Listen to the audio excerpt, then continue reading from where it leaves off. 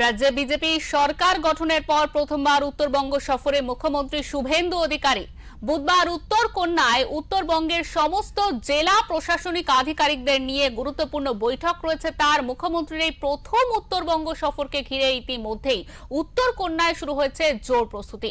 দফায় দফায় পুলিশ আধিকারিকরা নিরাপত্তা ব্যবস্থা খতিয়ে দেখছেন। পাশাপাশি মুখ্যমন্ত্রীকে স্বাগত জানাতে উত্তর কন্যা চত্বরের বিভিন্ন স্থানে লাগানো হচ্ছে ব্যানার ও পোস্টার।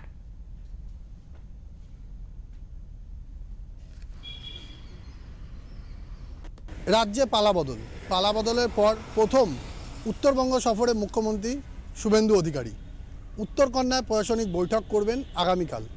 কাল সকালে তিনি বাগডোগরা বিমানবন্দরে আসবেন, সেখান থেকে সড়কপথে উত্তরকন্যায় আসবেন। উত্তরবঙ্গে 8 জেলার প্রশাসনিক আধিকারিকদের নিয়ে কিন্তু বৈঠক হতে চলেছে আগামীকাল উত্তরকন্যায়। একের পর এক সিদ্ধান্ত, যেমনটা কথা তেমনটা কিন্তু যে কাজ, সেই কাজ কিন্তু ইতিমধ্যে শুরু হয়ে গিয়েছে। উত্তরবঙ্গের উত্তরবঙ্গের প্রশাসনিক বৈঠক থেকে তিনি প্রশাসনকে কি বার্তা দেয় সেই দিকেই নজর। শিলিগুড়ি থেকে ক্যামেরায় স্বপন সাহার সাথে অরূপ পোদ্দার, ওমকার বাংলা।